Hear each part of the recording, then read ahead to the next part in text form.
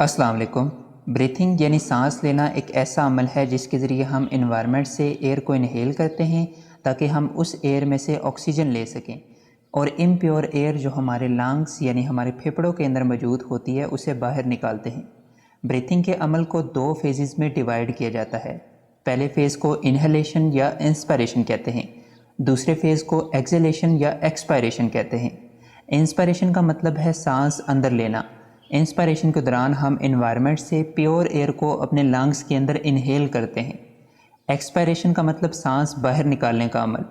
Expiration के दौरान हम इम्प्योर एयर को अपने लंग्स से, अपने फेफड़ों से बाहर निकालते हैं।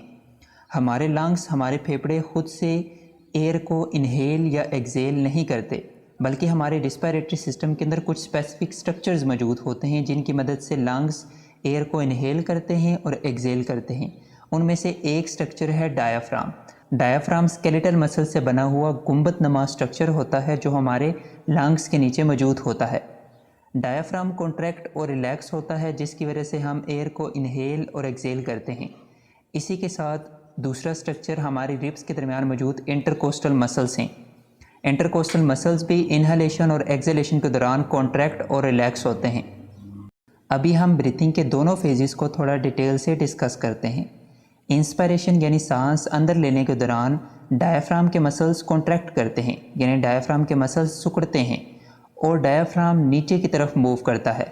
इसी के साथ रिब्स के दरमियान मौजूद एक्सटर्नल इंटरकोस्टल मसल भी कॉन्ट्रैक्ट करते हैं। हमारी रिब्स के दरमियान एक्सटर्नल इंटरकोस्टल मसल्स और इंटरनल इंटरकोस्टल मसल्स मौजूद होते हैं। तो जब हम सांस अंदर लेते हैं उससे पहले एक्सटर्नल इंटरकोस्टल मसल्स कॉन्ट्रैक्ट करते हैं यानी सिकुड़ते हैं, और हमारी रिब्स बाहर की जानिब और ऊपर की जानिब हरकत करती हैं। इन दोनों मूवमेंट्स की वजह से, यानी हमारा डायाफ्राम नीचे की तरफ मूव करता है, डायाफ्राम के मसल्स सिकुड़ते हैं और डायाफ्राम नीचे की तरफ मूव करता है, और रिब्स के एक्सटर्नल इंटरकोस्टल मसल्स भी सिकुड़ते हैं और रिब्स बाहर की जानिब हरकत करती हैं। और इन दोनों मूवमेंट्स की वजह से हमारी थोरेसिक कैविटी यानी हमारी चेस्ट कैविटी का एरिया ज़्यादा हो जाता है, और इससे हमारे लंग्स के ऊपर प्रेशर कम हो जाता है। हमारे लंग्स एक्सपेंड करते हैं यानी फैलते हैं।